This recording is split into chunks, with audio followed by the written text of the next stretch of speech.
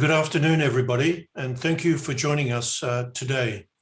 As we start the month of June, let us take a moment to commemorate Pride Month, to celebrate the achievements and contributions of the LGBTQ community. Now, we convened this very special town hall today on the eve of June the 5th, 2021, a date which marks 4 decades since the first CDC report of cases that would eventually become known as AIDS. As you saw in that video, we honor all those who worked tirelessly in response to the AIDS epidemic, many of them devoting their entire careers to providing care and to combat this disease. Some of these are here today to share their reflections with you.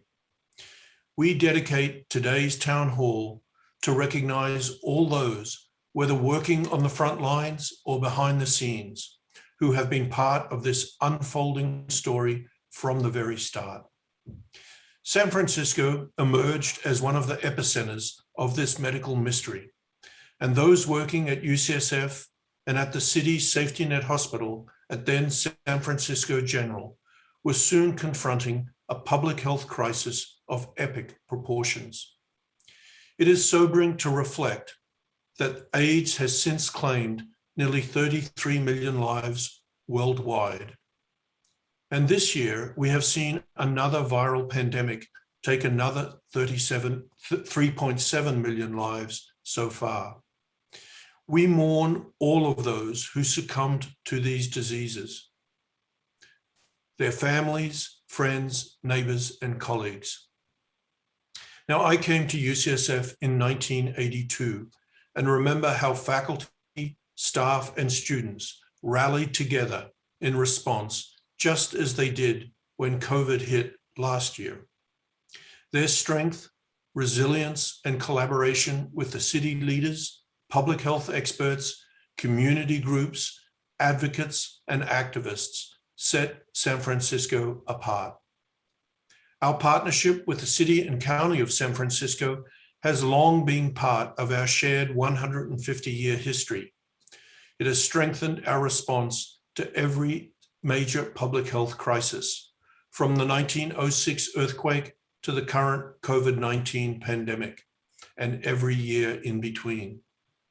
We are very proud of this collaboration that has led to one of the great scientific and medical advances in history: the development of antiviral drugs that turned AIDS from an automatic death sentence to a manageable chronic disease for millions.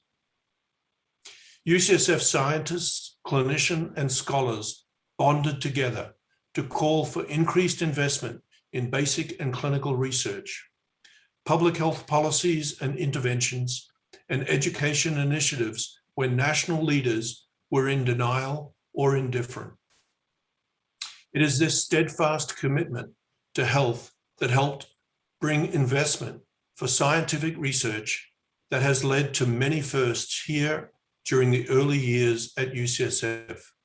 They include establishing the first AIDS outpatient and inpatient units that became a national model of care, identifying HIV as the very cause of AIDS, leading a study to show that AZT was effective in HIV-positive patients without symptoms, developing HIV protease inhibitors for both understanding and combating AIDS, and describing an oral lesion as an AIDS precursor, as well as other oral manifestations of the disease. Our investigators published infection control guidelines and showed how AIDS was being transmitted from mothers to babies and the means to reduce transmission. But we certainly cannot declare victory despite all these advances. You'll hear that from our speakers today. We don't yet have a vaccine or a true cure for AIDS. Every year, more than 1.7 million people worldwide are infected with HIV. Just like COVID-19, AIDS disproportionately affects people of color, particularly Black, and Latinx communities, exacerbating the effects of racism, discrimination, and health disparities amongst those who are disadvantaged and stigmatized. So today, let us take stock of where we are and where we need to go. Over the next hour and a half, we have invited experts to explore 4 topics. First, the San Francisco model of care. Second, scientific discoveries and current research. Third, community outreach to address health equity. And fourth, science to global health impact. For the first of these segments on the San Francisco model of care, I am pleased to introduce Dr. Paul Volverding as the moderator. Paul has had many leadership positions at UCSF, including serving as the director of the AIDS Research Institute. I want to thank Paul personally for his years of service, which began with his medical residency in 1978 and continued as he pioneered the care for people with HIV and co-created the first outpatient unit known as Ward 86 at San Francisco General Hospital. Paul, the session is yours.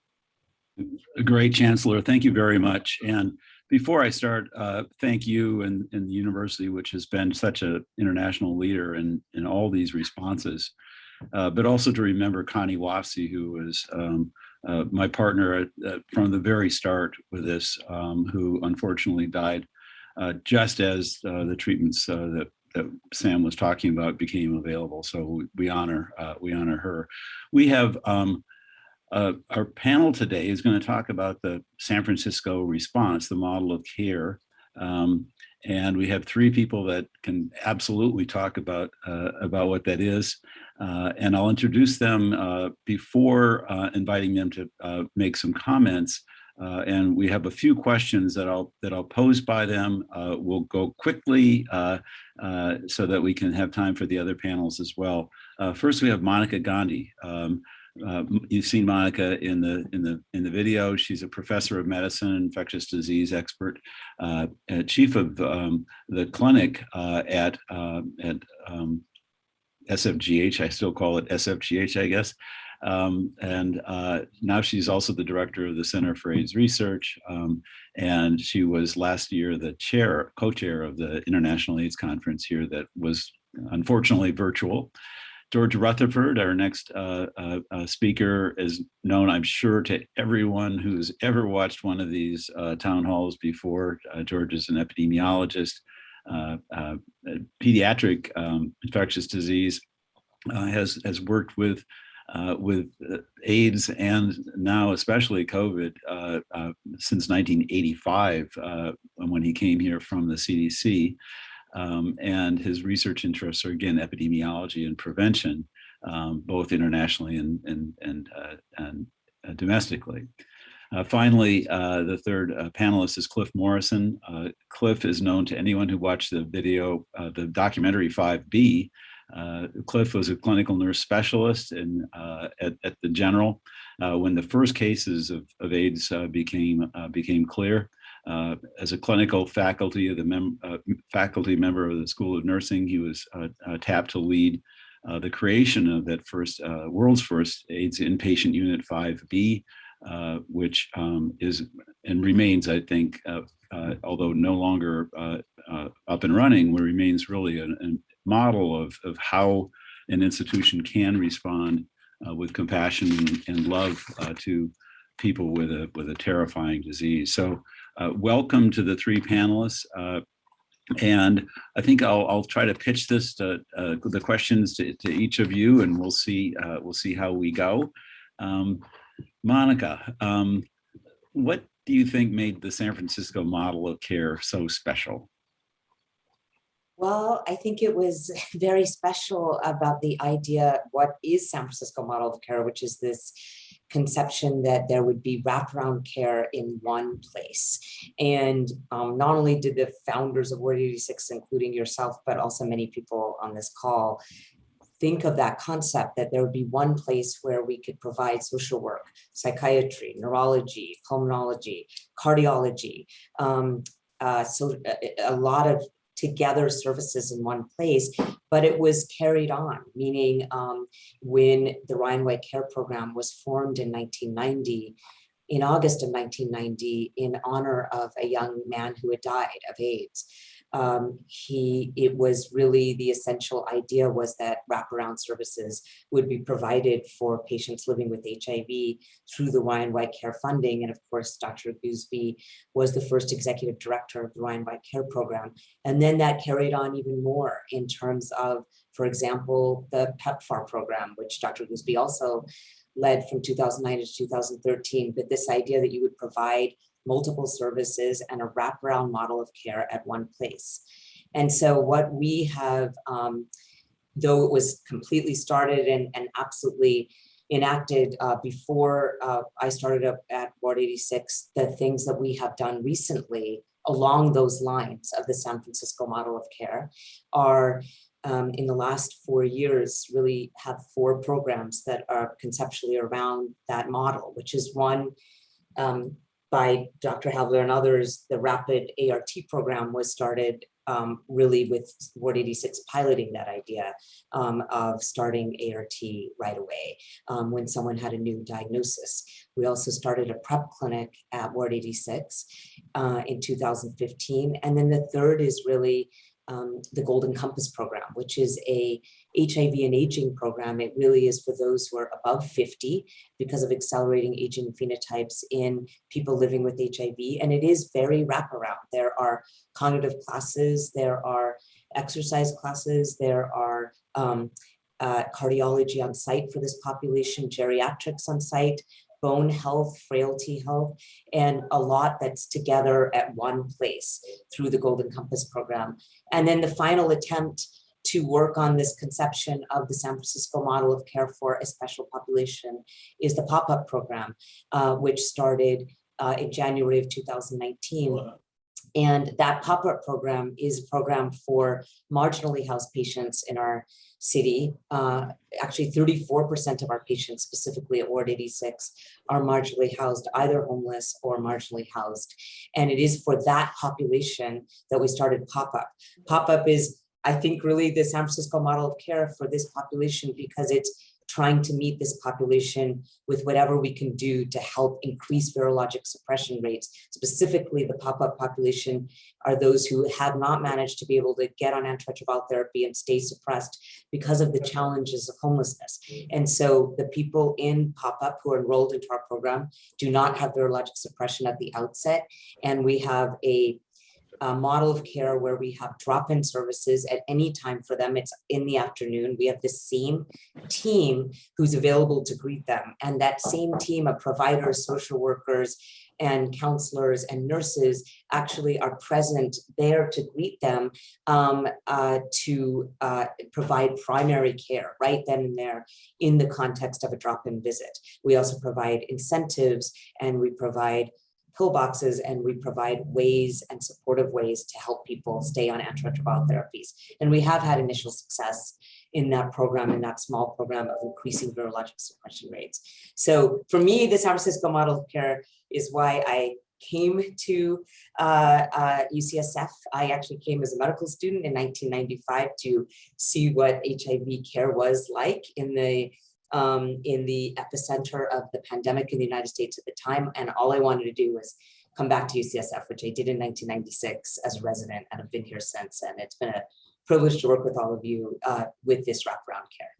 Great. Thank you very much, Monica. Cliff, a question to you that will be an easy one, I'm sure. What one memory of the early days of the epidemic is most vivid to you? Wow. There are so many, but I have to say the thing that really stands out for me, as a part of the gay community, was, how it changed everything. As hard and as difficult and challenging and as everything was, and what we were all experiencing, looking around us and also in our own personal lives, not knowing what was actually going on. But to see how the gay community came together, was able to begin to work with the medical establishment, which there wasn't a lot of trust before then. The inclusion of working with all of the groups in the community, and then just the camaraderie at San Francisco General and UCSF and the San Francisco Department of Public Health. I mean, all of those things are really what stand out. There's so many other things I could talk about, but that's probably number one. Yeah, I think that the relationship with SFGH and UCSF was really absolutely key, and I think we kind of play to each other's strengths by doing research and delivering compassionate, loving care. But so we'll come back to some of those things, I think, Cliff. George, so one of the questions that we have is kind of what parallels do you see in the public health response? You were part of that with the AIDS epidemic. You've certainly been part of it with the COVID-19 pandemic. What parallels do you see between those two experiences? Well, I was at the San Francisco Department of Public Health and the Bureau of Communicable Disease Control, as you know, during from 85 to 90, and was sort of right in the middle of trying to do the more community-based part of the San Francisco model. And to answer the question you asked, Monica, I think the thing that struck me most about it when I first came was that it was the first one, and everybody tried to copy it. And you'll remember being in Atlanta at the first International AIDS Conference in late April of 1985, and everybody was lined up to figure out how to do it and to talk to you guys. It was quite impressive. The parallels are unmistakable. It's a different disease. It has different modes of transmission. We have different tools for dealing with it, but the idea of engaging communities, that the idea of looking at it almost block by block by block, not quite down to that level of granularity, but really understanding about sort of local transmission rates and local disease prevention, and to really have a lot of the stuff coming up from the base, I think is quite remarkable, and a really good hangover or a good leftover of the bad old days of HIV. Thanks a lot, George. And I look forward to kind of seeing what more we can do in terms of making progress against COVID, like we have with HIV. As Sam was pointing out, the treatments that have been developed are really stunningly effective, and although we don't yet have a vaccine. So, Monica, maybe just talk a little bit about San Francisco General Hospital, and I think of it as one of the characters in this history. Tell me a little bit about what's in your heartstrings with SFGH. Well, yes. I mean, I think that is what it is that, I mean, that our chancellor spoke of the history, but you and Connie Woofsey and started this clinic, and it was an important, and Dion Jones was involved from the very beginning, and Eric Gooseby, and so many people on this call were around. And it really, for me, was this place that January 1983 was the day, that was the month and day when Ward 86 opened its doors. It's so historic to have it be the oldest HIV program in the entire world, really, designated HIV program, and then having the designated inpatient ward, which was first 5B and then 5A. And it just feels like by working over here, you're sitting constantly in history, because we have the same floor plan that you actually physically drew. Yeah. When I saw the beginning of Ward 86, I saw a hand drawing of where oncology was going to be and where the infusions were going to be. And we have the exact same setup because it's the exact same floor. And actually, when we started, Monica, we only were given half the floor, the south half of the floor, because there was a jazzercise class going on in the big room on the other side. But oh my gosh, because we yeah. can't even do it with half. Okay, Exactly. So and it feels like you're part of history literally every day when you go up there. And it is amazing to see this progress, though the progress is almost ubiquitous except in those who have so many concomitant health challenges and so many challenges and overlapping syndemics, for example, of homelessness and mental illness and substance use. And so it is that group of people that we're trying to work so hard with and figure out in a community-based approach what to do in terms of helping people with meeting them where they are and getting viral loads up and working with those populations. So yeah, it's great to be at San Francisco General. So Cliff, in the documentary 5B, people got a chance to see how that all happened. But can you give us just a very quick summary of what that unit meant to the care of, especially of the gay men with AIDS in the early epidemic? Thank you, Paul. From my perspective, I think it offered hope. It was a panacea. It was a place where people could be accepted, where their families or their identified family could be with them.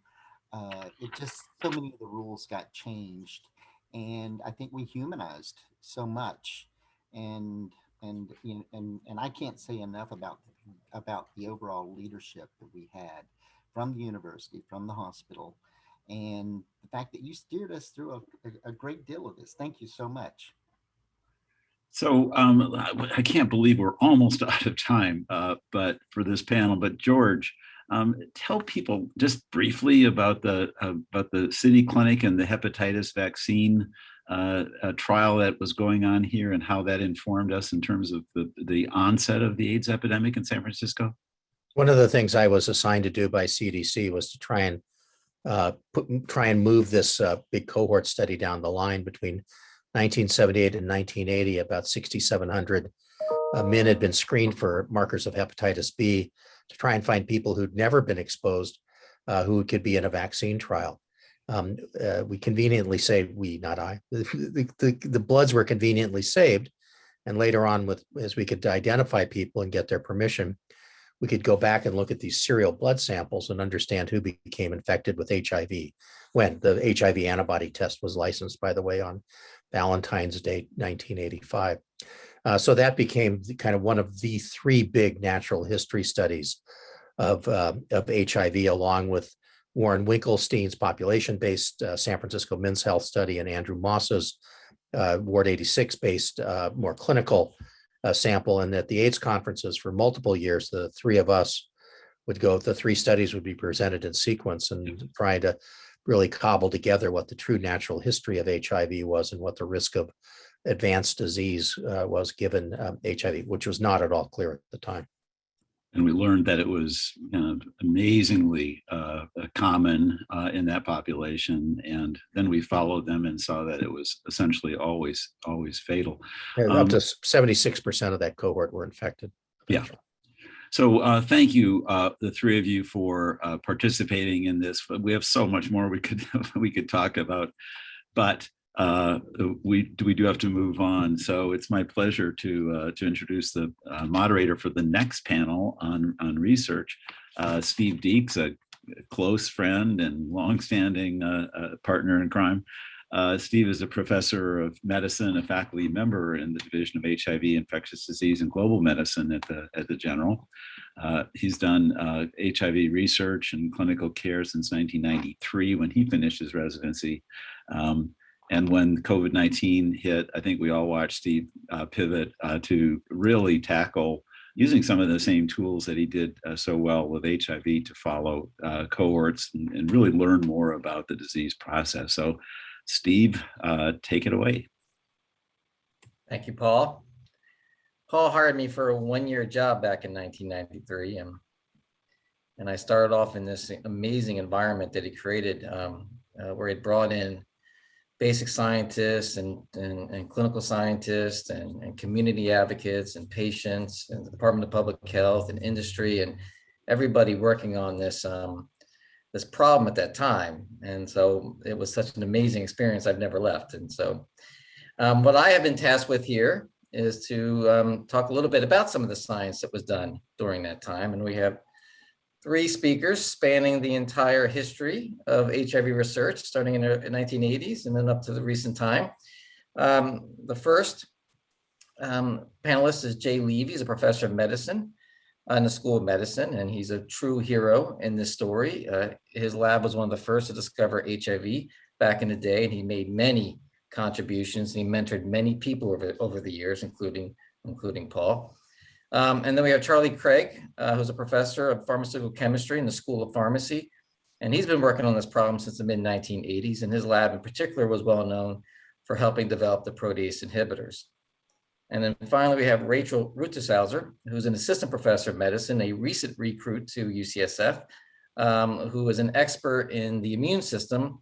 And she came here in part to work on HIV and to work with all the scientists that have been dealing with this for so long. So, Jay, we need to start with you, of course. And I could listen to you talk about the history of AIDS for hours, but I want you to sort of share some of your experiences, particularly back in the 1980s, about what in particular at UCSF worked or what did not work, and how you got this thing up and going. I think you're on mute.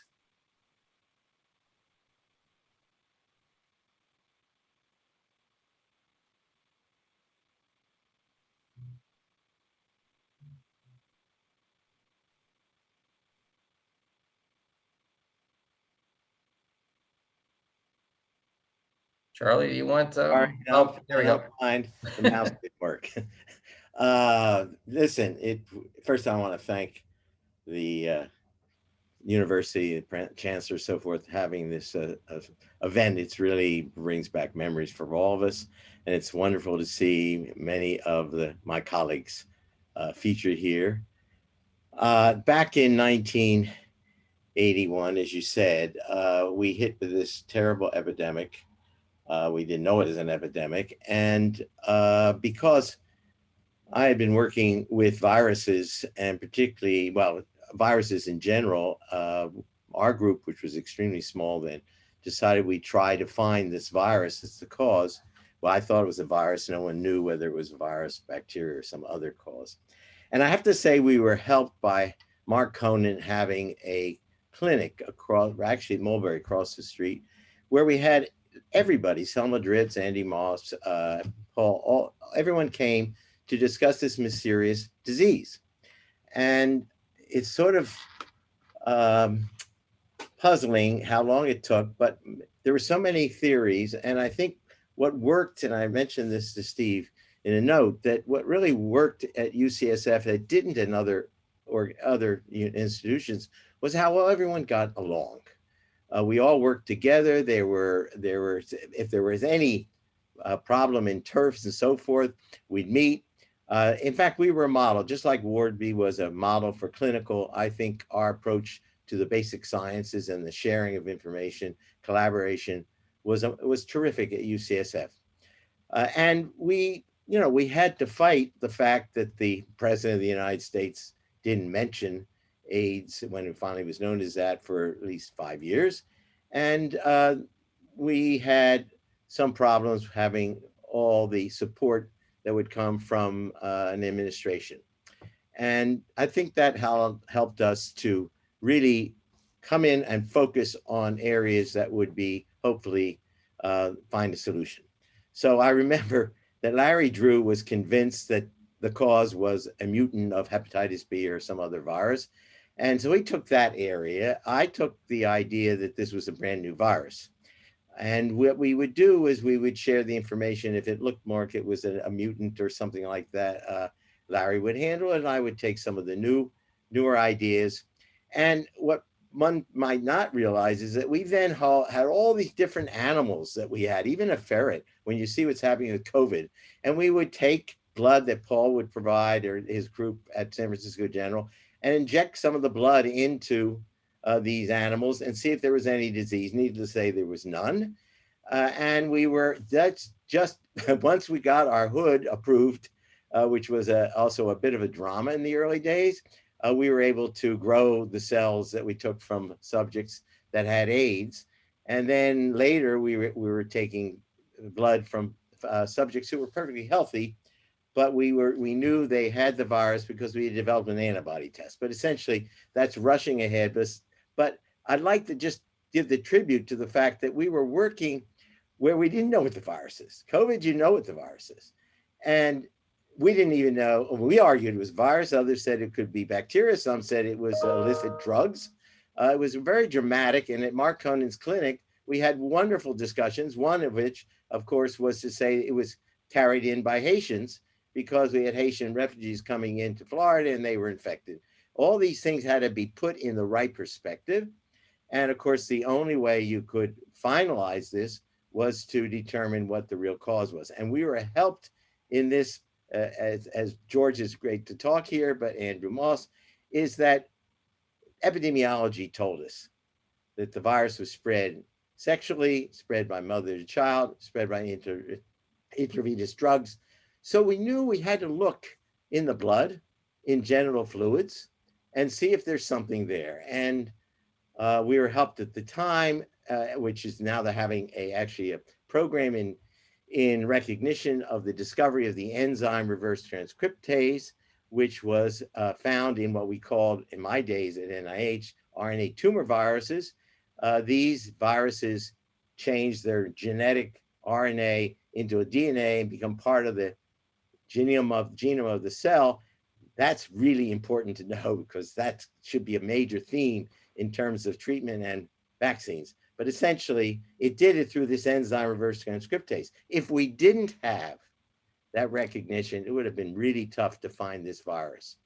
We worked on all the different viruses, but when we found that the cultures of subjects with really frank AIDS had activity, this kind of enzyme in their fluids of their white cells in culture, we were really led to believe this was a retrovirus. And having worked with mouse viruses within the community of San Francisco, I had a lot of help. And we had when I first came to UCSF in the 70s, I was looking around for people to help me, and we formed a group of mouse viruses, mostly mouse RNA tumor viruses or retroviruses. And we needed a name, and we called it the Tumor and Virus Group of the West. I'm doing this for Steve because he may not know this part of the history. And Walter Nelson Reese, who was famous for showing that cell lines in different labs could not be what they thought they were. Anyway, Walter said, that's a great acronym. Let's call it Tuvie Groovy. So that was our group. And we had organized someone doing immunology, and they had Stanford, we had Berkeley, everyone involved. So when you had a virus, that you had something you thought was a virus, you turn and say, Lyndon O'Shea, could you look at the EM picture? And he did it and it looked like a retrovirus. And the immunology, do a fluorescent antibody test, and then some of the work to rule out other viruses. So it was really a dramatic moment, but also the camaraderie.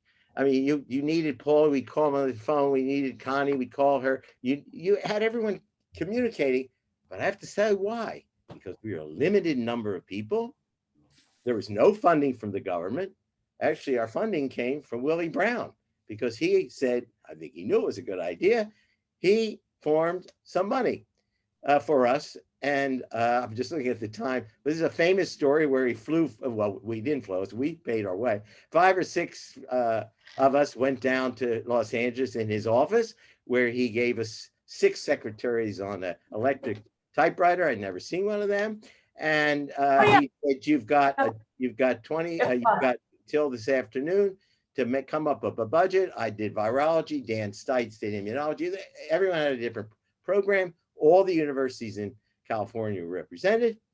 And we came up with a budget of $2.9 million, which to me was unbelievable.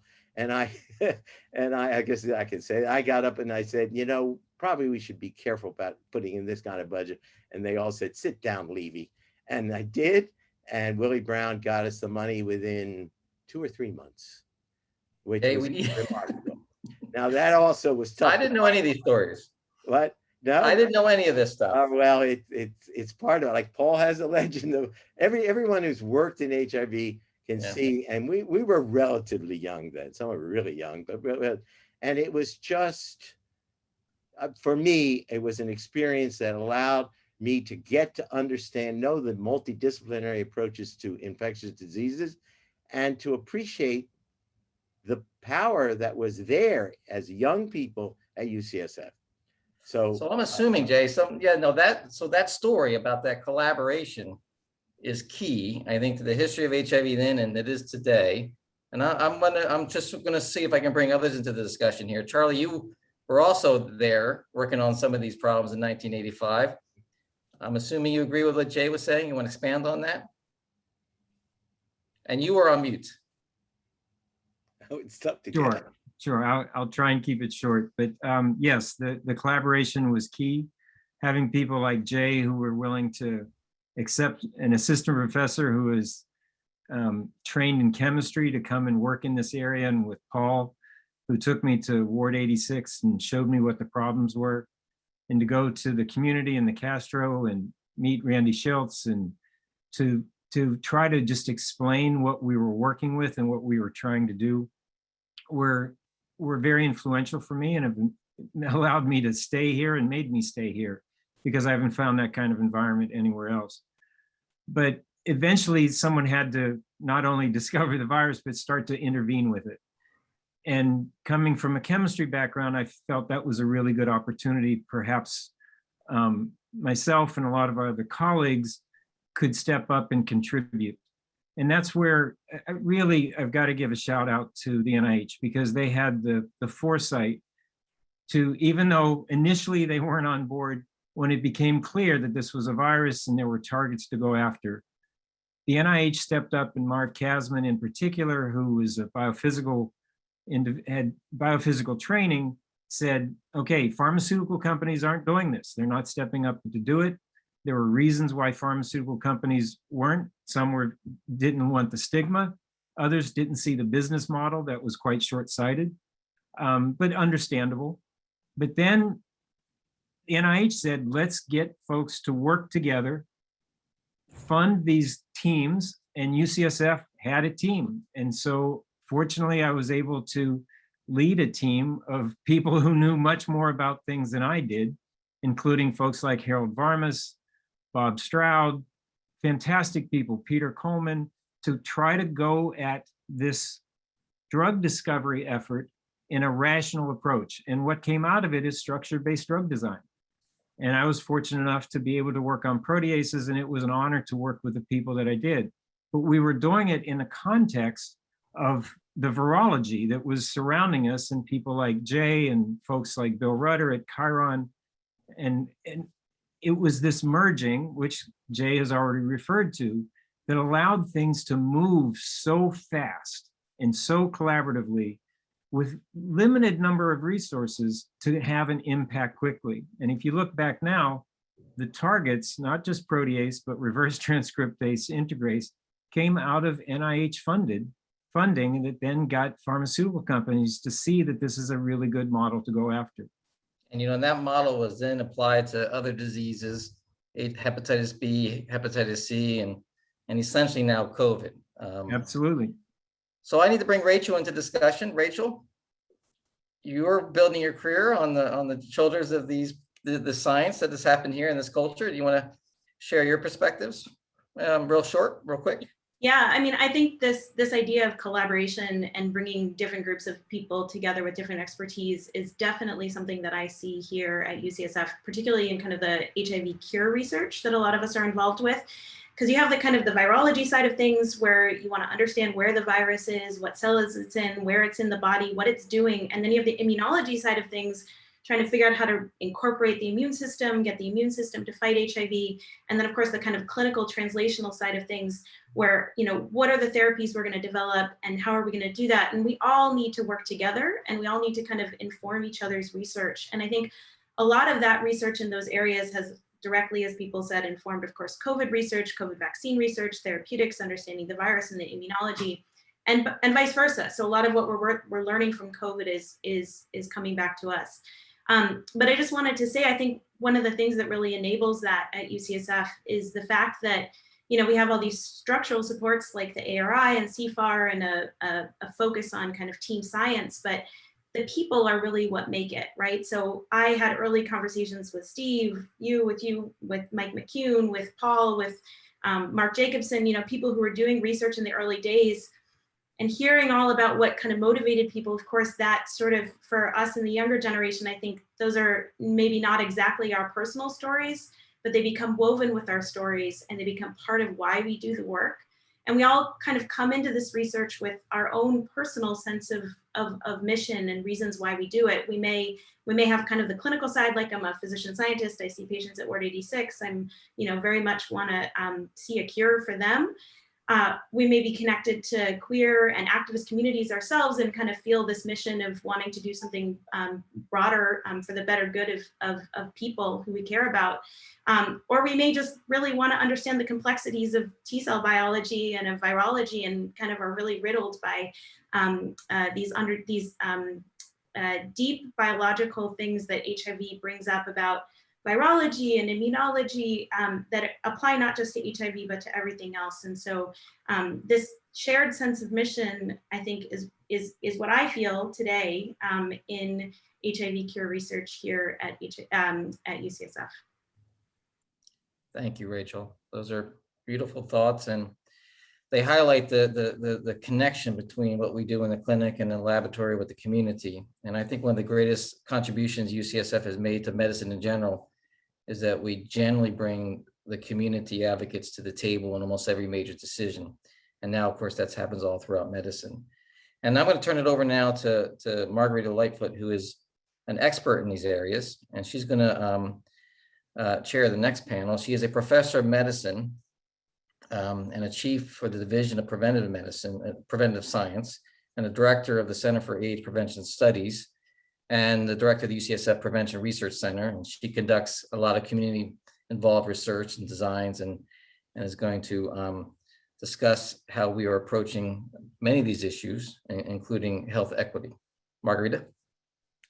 Thanks, Steve. It's my pleasure to introduce our three panelists today.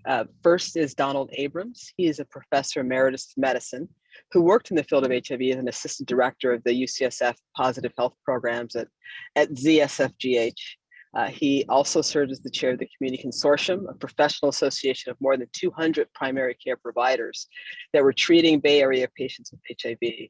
Donald also conducted numerous clinical trials investigating complementary therapies in patients with HIV and cancer. The second panelist is Malcolm John. He is a professor of medicine in the Division of Infectious Diseases and co-chair of the Health Equity Council at UCSF Health and director of the UCSF Black Health Initiative. He is also director of HIV Health Equity at the UCSF 360 Positive Care Center. He focuses on advancing care for vulnerable populations, reducing healthcare disparities, and promoting health equity. And then our third and last panelist today is Jeff Sheehy, who is a longtime activist who served as former San Francisco Mayor Gavin Newsom's HIV/AIDS advisor, the San Francisco supervisor, and communications director for the UCSF AIDS Research Institute. He was a founding member of the steering committee on San Francisco's Getting to Zero Consortium. So we've heard a lot about kind of the early days and all of the scientific issues that have come up and people addressing HIV. And I'm wondering, Donald, can you speak to just the critical aspects of having community involved and that leading to some of the advances that we were able to see? Sure. Thank you, Margarita. And I do want to also echo thanking the chancellor and the university for reminding us that this really did happen 40 years ago. It's amazing to grasp. But yeah, so as a gay man, back in the day, I stood behind Merv Silverman on the second try when he wanted to close the bathhouses, because at that point it became clear to me that this was a nidus or focus for spread of the disease. So that didn't make me very popular with my community. Paul had met with Mayor Feinstein, who brought together a bunch of doctors in the community that were caring for a lot of AIDS patients to try to increase communication between the county hospital and the community physicians.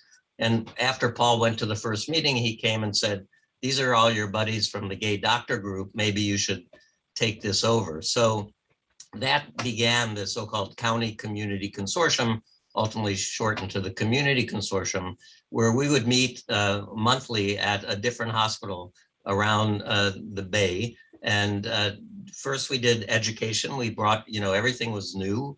And so we taught each other about this disease. And then I would tell them about the research that we were doing at the General. And they said, Donald, maybe we can do research in our practices.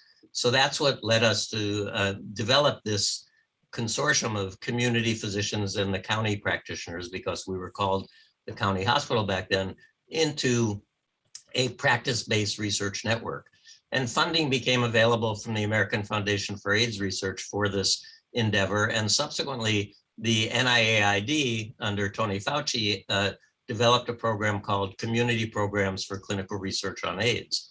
And we, of course, were going to apply for that, but we got some pushback from some of Jeff Sheehy's friends, some of the activists and the advocates who said, no, you're not the community, we're the community.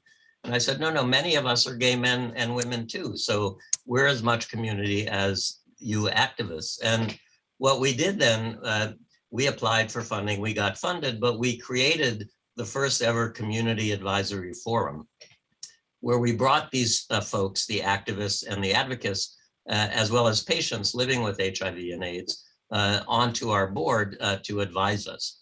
And so I think this really did become a model. And of course, there are many centers across the country, and the NIH made it a prerequisite from then on that every community-based clinical trial program needed to have a community advisory forum. So those are things that I think we're pretty proud of having put together at General. Thank you. Malcolm, we couldn't really be talking about HIV or AIDS without talking about the significant disparities in terms of the disproportionality of people of color who are impacted by HIV.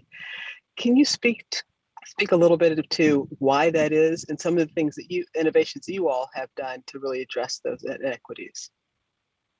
Yeah, thank you, Margarita, and thank you, everyone, Chancellor. It's a pleasure to be among such giants.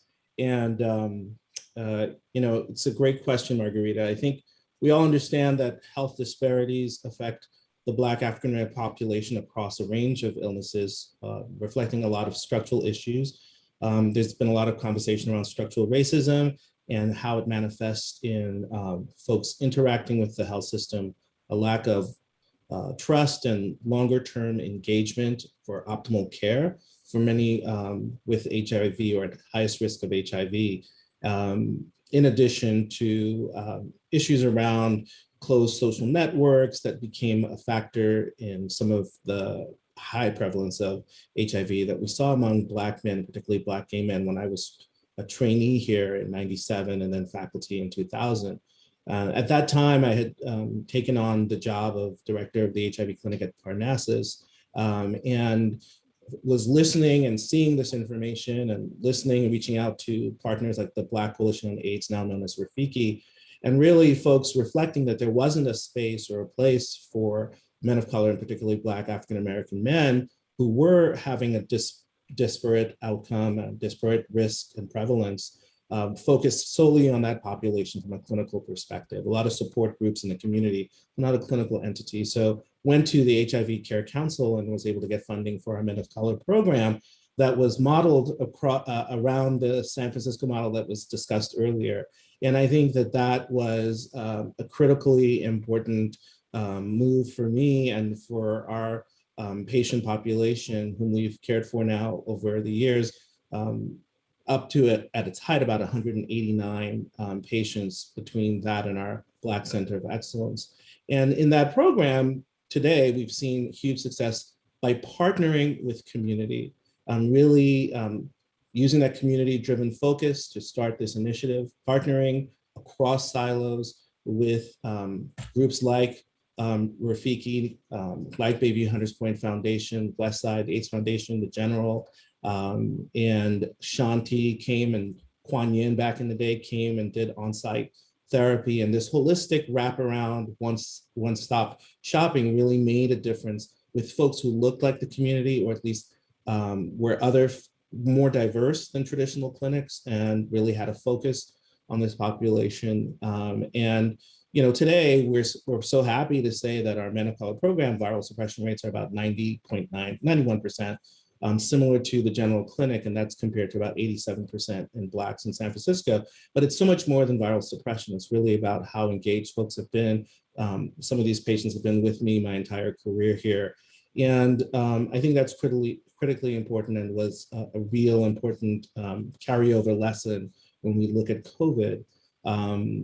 Yeah, and I think really focusing on learning from the population. So one issue that came up was before the 3rd Street Muni, a lot of transportation issues, was pre-Lyft, of course, and Uber. So some folks were having a very hard time coming to our clinic, which could take them almost an hour and a half to almost 2 hours, which was about the same time it took to go to Sacramento on non-rush hour.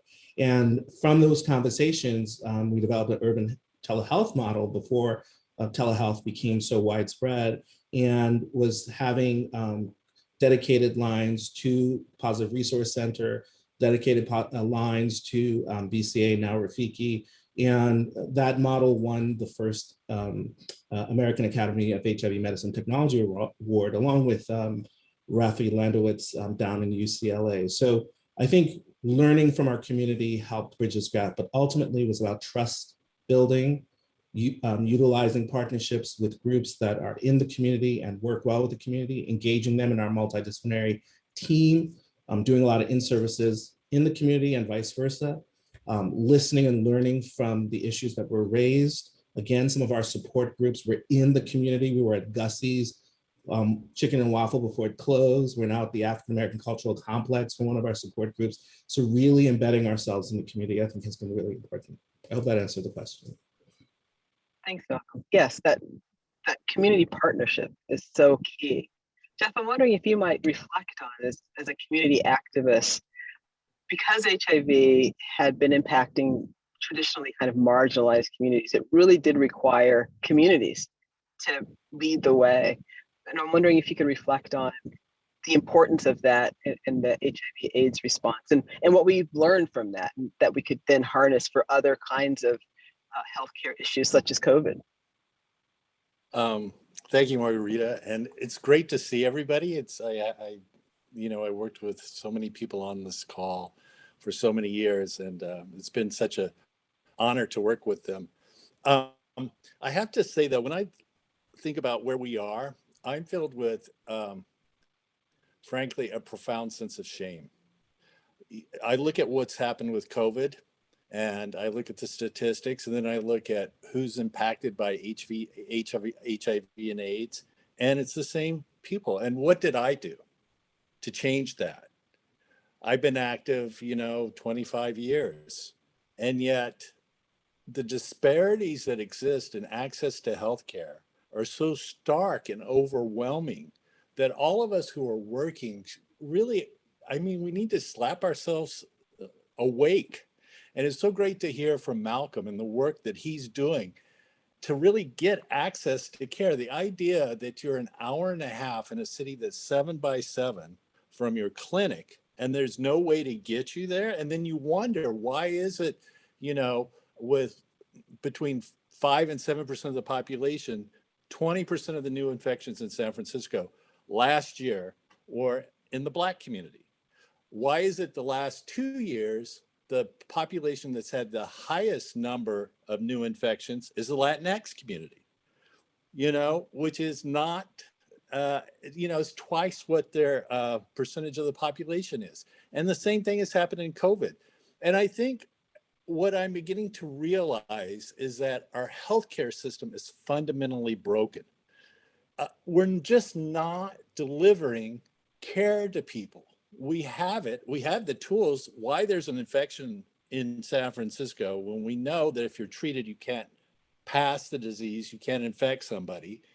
You can take PrEP and you're virtually guaranteed not to acquire HIV if you're negative. So we have the tools, but we're just not getting them to people. Everybody can get health insurance in San Francisco. And then you go nationally and look what's happening nationally. Mississippi, the rates are still going up because people don't have access to healthcare. It's astonishing to me that in COVID now, we're doing the same thing we did with HIV, which is ignore the rest of the globe, right? While we all are taken care of here, right?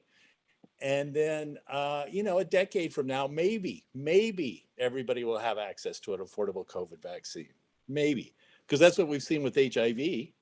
There's 1.7 million, as Chancellor Hoggett said, new infections in the world when we had the tools to prevent infections.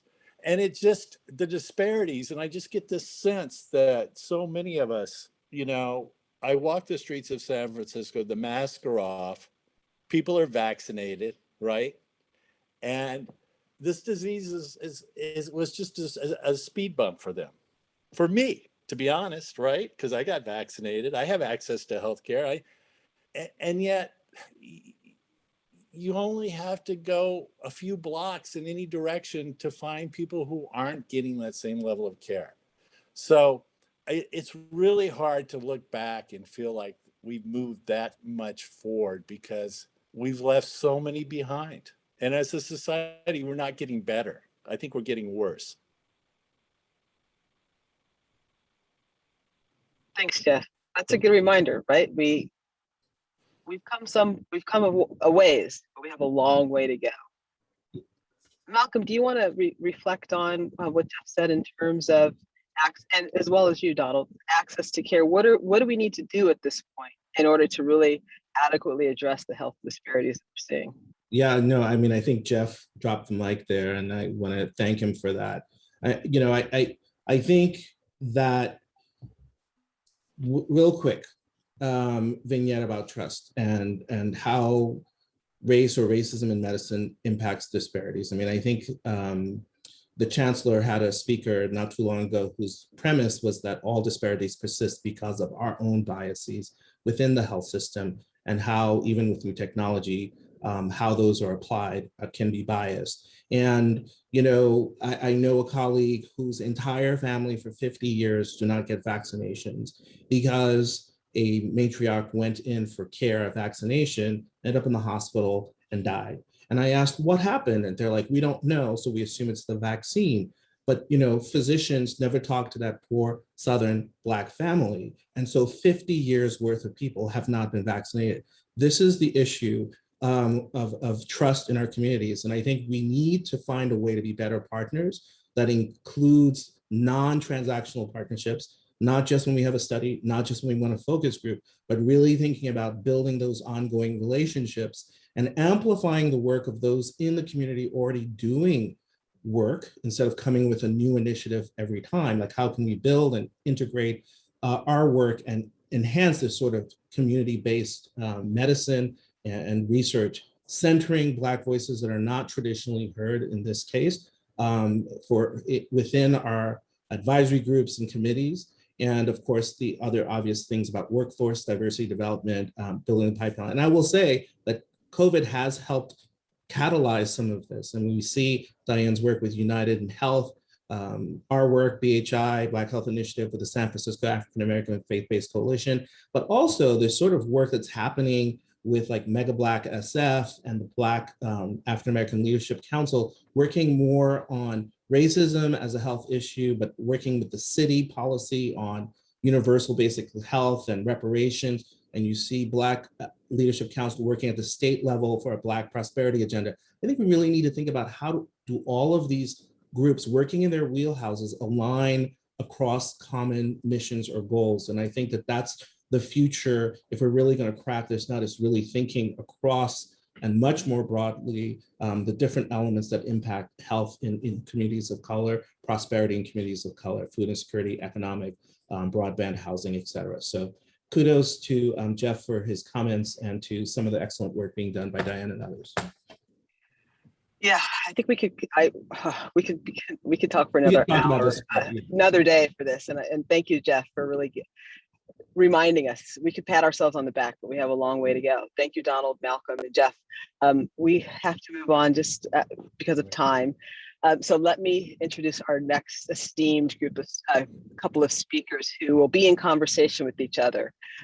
Dr. Diane Havler and Eric Goosby. Diane Havler is a professor of medicine who was an internal medicine resident at UCSF Medical Center when the AIDS epidemic emerged in the 1980s. She has spearheaded early studies of antiretroviral therapy that has led to its widespread use. Diane is the chief of HIV, infectious diseases, and global medicine at UCSF and the interim director of the AIDS Research Institute. She also co-founded the Getting to Zero in San Francisco, which is a citywide effort to end HIV transmission in the city. She will be in conversation with Dr. Eric Goosby, who's an infectious disease expert specializing in HIV/AIDS clinical care, research, and policy. He is a professor of medicine in the School of Medicine and leads the Center for Global Health Delivery, Diplomacy, and Economics within the Institute for Global Health Sciences. He's a member of the Biden COVID-19 Advisory Board and serves on the San Francisco Department of Public Health Policy Group for the COVID-19 response. Drs. Goosby and Havler, I'll hand it over to you. Well, thank you so much, Margarita, for that introduction. Thank you, Chancellor and team, for having this event, a very important anniversary for us. A shout out to all my colleagues here on the screen, but also a shout out to the many, many people who have been part of the UCSF, ZSFG, San Francisco community city response to AIDS over the last 40 decades. So Eric, you started in the trenches, and I think all of us consider you the ultimate trailblazer of taking science to policy to impact. And I thought it might be interesting to hear your work in the Clinton administration, your work with the Ryan White Act. Could you maybe talk a little bit about that? Maybe just share with the audience who Ryan White was and the inspiration he gave and the policy in it, how it really affected HIV care in the United States. Sure, Diane, thanks. It's a real honor to be with this wonderful group of people to talk about this issue. I want to thank the Chancellor for the context that he created in his opening remarks and for the conveners. I think for me, Ryan White was a young man who was a hemophiliac who in Indiana had a negative experience very early on in elementary school in families, parents of students in his class rejecting him for fear of his seropositivity or the fear of him being positive with something that could infect them. And the discussion around the Ryan White Care Act, which has been alluded to repeatedly, really came out of during the Reagan administration. And Jay's correct, President Reagan did not speak the word AIDS during his tenure, but did stand up a committee that was out, that went out to epicenter cities and did 2 to 3 day testimonies in each of the cities. And it was convened at a high level as a presidential committee. And it was from those epicenter cities that the Ryan White Care Act was written, and data was collected to argue for it at the national level. Ward 86 data was critical, as well as Hopkins and Los Angeles, in compiling the numbers that made the argument that for the last decade of HIV, there had been a disproportionate impact on municipalities who had to find their own resources to respond to the outbreak. San Francisco had put $10+ million a year in addition to what they were putting in at San Francisco General. It was that orchestration of shared responsibility that San Francisco saw early. The city convened and partnered early with the university right out of the gate. And it was mainly driven by fear and the coming together of clinicians responding to a threat. And those early days without knowledge of transmission route, with no test, really the discussion in earlier conversations really threw me back to to those elements of fear. But it was the hope that the Ryan White CARE Act created, kind of packaged it so the community could have a restoration of hope, which at the early outbreak period was completely missing, devoid of, and is the way in which I, as a clinician, learned the power that hope plays in bringing people into care. And as Malcolm was saying, generates that feeling of trust with community that allows institutions to play disproportionate roles in leadership during crises.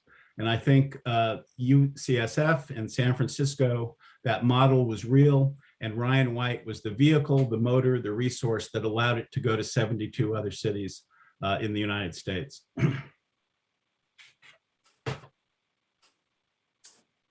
So, sorry. So Diane, as it was already mentioned, you had early involvement with combination antiretroviral therapy. It had come out of a long period of partial efficacy trials, 12 months, 18 months additions to longevity before someone would succumb with mono and dual therapy. As we moved into the early 90s, mid 90s, and highly active antiretrovirals were stood up, I'm just curious, what was your reaction in going through that, not only in the concept of hope, but also in being relevant to the response? Well, thanks, Eric. I really started at UCSF in my residency, like you, in the trenches, and had so much influence on really in those formative years, the rest of my career. The first 10 years were seeing all these infections from a research standpoint. I spent a lot of time working and conducting studies. How can we prevent these opportunistic infections? But we were not getting to the core. We needed to control the virus. And so these first 10 years, I spent time on trials. First, we did one drug, then we did two drugs, and we had something we called the check mark.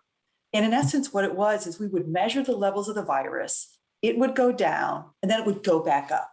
And it went back up because we did not have enough of potency in order to prevent the emergence of drug resistance mutants. And I remember the sinking feeling I had every time in my stomach when we would look at the data and saw the check mark. And then I remember the day that we had the results. It came on fax, okay, then, with the protease inhibitor study with indinavir, and we saw the graphs, and there was no check mark. And the levels of virus were staying low. And I remember exactly where I was, the time of day, and I just thought everything in this disease is going to change. And I have to say, when I saw the data from the mRNA vaccines for COVID, I had the same feeling. I mean, I don't know how to express it, but it was really remarkable. And at that point, seeing those data, it was really tough. I mean, all the heroic people who volunteered for these trials. But at that point is we need to get this information out. We need to avail this therapy as fast as possible. We need to make sure people do it safely, because people were like, oh, let's give one drug, and then see, let's add another drug, and then let's add another drug. But that would have not been able to be effective for the virus. So I have to say that is my forever memorable experience with drug development, and really fueled my passion, because right after that, you know, these are miraculous drugs. People who are on the brink of death, their progression can be halted, and people can be really revitalized to live long and healthy lives. And I'm not saying we've solved all the problems with that, but it was a really, really important chapter for me in my career, and really fueled other things I did after. Thanks, Diane. So maybe, Eric, we can talk a little bit about your role and as ambassador from 2009 to 2013. I think, you know, Jeff called us all out on leaving people behind. For those of you who don't know, Eric Goosby's role in PEPFAR was truly amazing over those 4 years.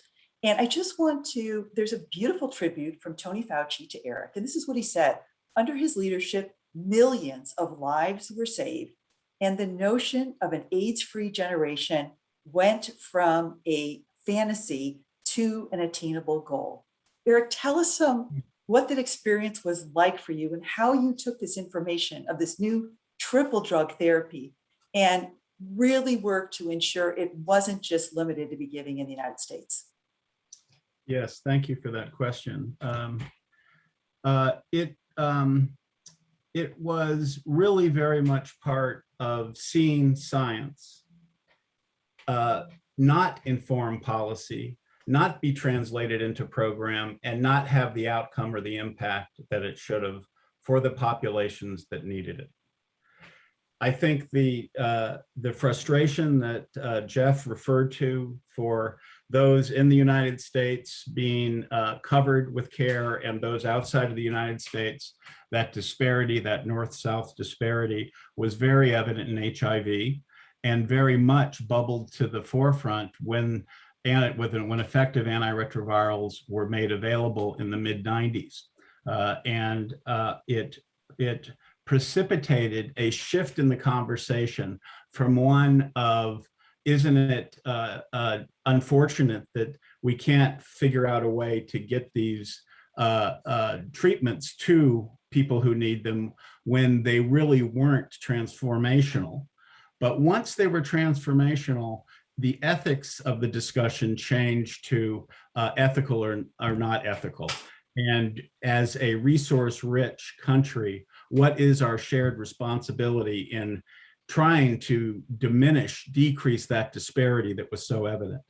And I would say it is because of the infected community in developed world settings that stood up a cadence of outrage that went to the political leadership and didn't stop, that allowed for the data to have the impact that it had in making and sustaining an argument for resources to be mobilized in the north-south direction.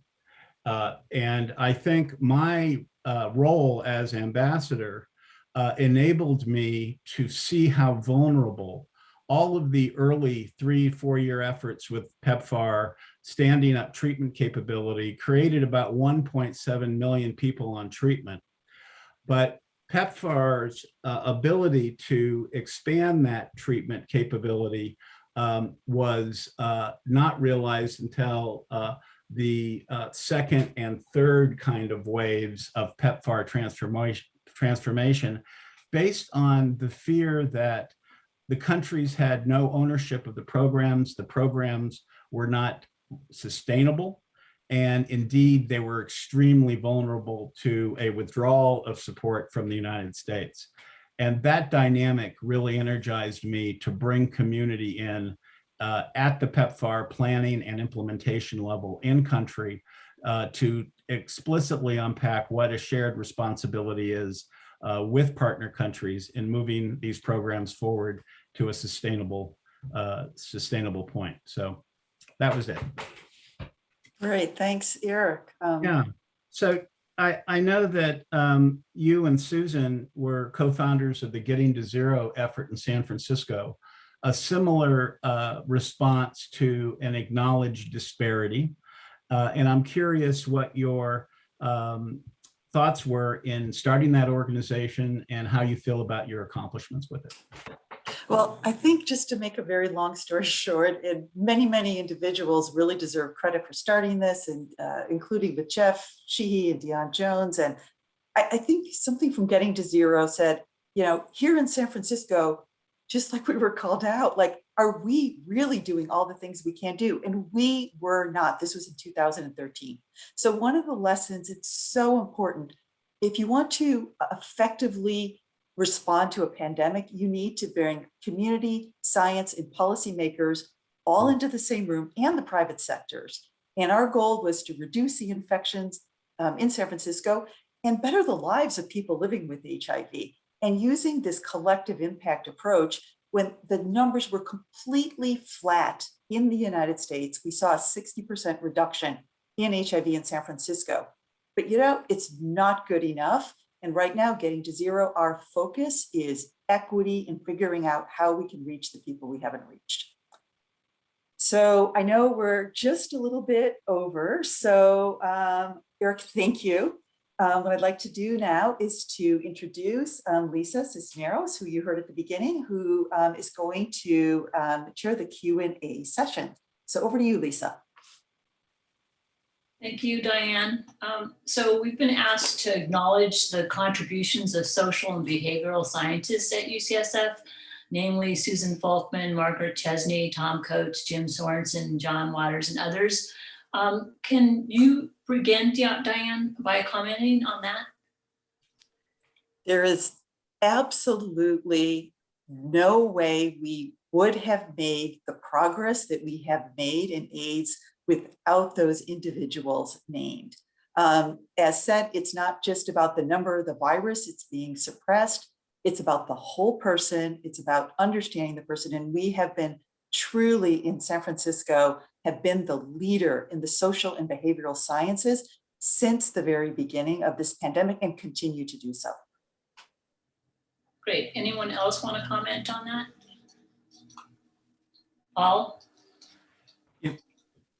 So yeah, I'll jump in too, Lisa. I mean, I think that was put out there by one of our esteemed social behavioral scientists who raises a great point. I mean, I think that understanding the context of what our patients were experiencing, the social setting of the disease, I mean, I think it was hugely important. And Tom Coates, for example, one of the early behavioral scientists. So yeah, if we had another couple hours, it would have been great to have them part of this as well. Okay. This question is for anyone. We heard about the support from Jay Levy of then Willie Brown. What about the role of Dianne Feinstein in the early years? Again, I can't help but jump in because I work so closely with Dianne, who became the mayor with the assassinations of Moscone and Milk, and was really very much a leader in responding to this. Whenever we needed help at the General, between Dianne and Merv Silverman, the health director, the response was just immediate. So we were really blessed by the political leadership and by having such a great health department as well. Okay. I want to get back to one question that someone posed, another colleague perhaps. Those of us who started working back in 1981 have to accept that we contributed to creating the health inequities that exist in every aspect of healthcare. We really need to know how this was done so we don't do it again. She would like to know if any panelist has any comments on this issue. I could just speak very quickly to the our understanding of how insured and uninsured populations were treated from in the COVID response, and the confusion that really was created in every municipality that I was engaged in dialogue with during the early response thinking around insured insurance, third-party payer programs not feeling they had a role in a public health response in the pandemic.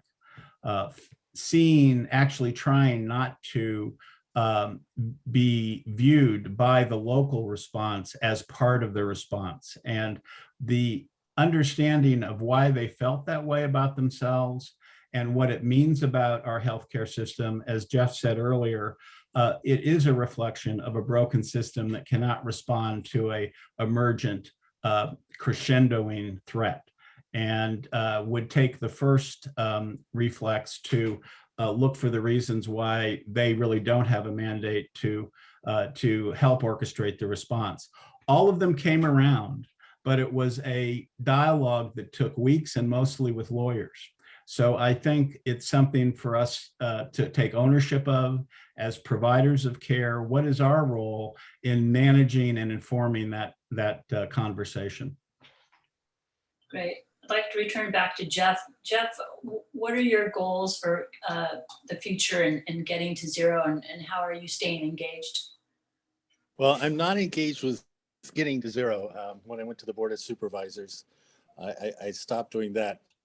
However, I'm working with a group called Caring Cross, and Steve Deeks is part of this, which is a direct attempt to try to address some of these disparities. It was started by a scientist, Boro Dropulic. I was on the board of CERM for 16 years, and this is the last project I pushed through for HIV.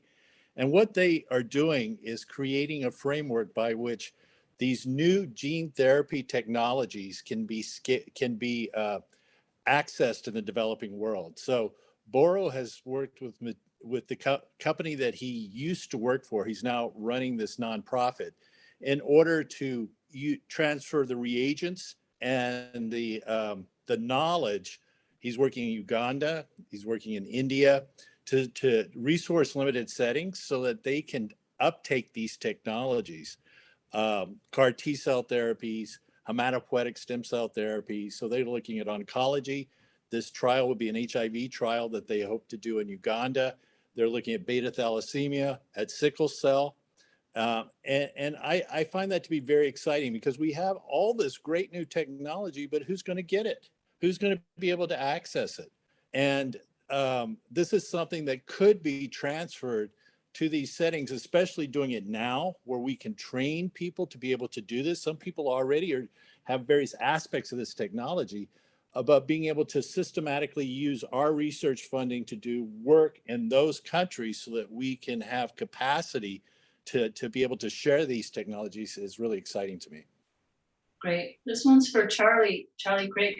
How much of an impact did UCSF have in influencing the industry to moving into the drug development? I think a great deal. As I mentioned in some of my comments, initially pharmaceutical companies were reluctant to get into this, and a lot of them felt that those that were even considering it, that the problem had been solved because AZT was already out there. And AZT was showing some effects, but those of you, who've used it that are on this panel knew that it had some pretty serious side effects. And so the fact that academicians were able to pull together, validate viral targets, and show the way that this is a place where there could be effective therapeutics developed, I think that had an enormous impact. And the NIH has been very proud of that this was kind of the point of the spear that has shown the way for other antiviral effects. So if you look now, in a similar way to what Jeff was saying, I'm not exactly ashamed, but I'm very frustrated that we still haven't solved the problem because this is a very clever virus and it mutates.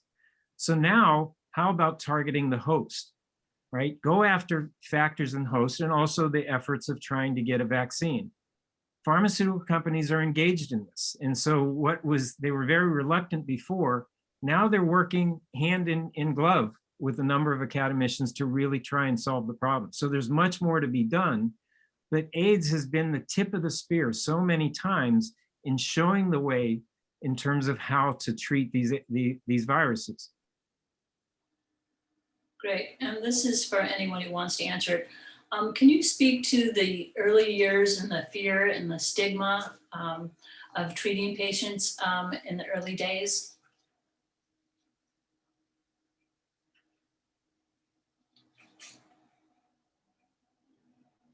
Well, I'll start. I think Donald could also jump in.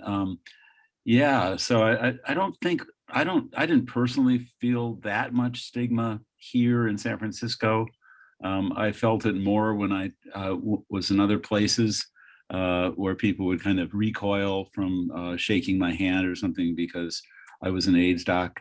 But I thought the environment here was just super. I mean, really the general and the university responded so well. I don't know, Donald, what's it? Oh, we did have our chief of orthopedic surgery at San Francisco General who really dressed up in that Martian outfit. But yeah, fear. I mean, Paul and I at the beginning, we used to spend time on the phone trying to figure out what this was, in the beginning in 1981. And are we putting ourselves at risk, and are we going to get this? And, that was our own personal fear, but we persisted in, we had all these great conversations about what the etiology might be. Stigma, I think Paul is right that we forget that we live in an enlightened place. And even to this day, there are places in this country where gay people are not embraced the way they are in the San Francisco Bay Area. And this is Pride Month, so we need to recall that we still are a stigmatized and hated population. Let me just put in one quick note. In those early days, I was on the elevator and I had two women come on and they said, "Where are we going to go have lunch? Let's go to an outdoor restaurant." And they said, "Well, we don't want to go to Castro. We might get bitten by a mosquito." So the whole stigma was related to whether it could be insect transmitted. And of course, it can't be. Not many mosquitoes here in San Francisco. Well,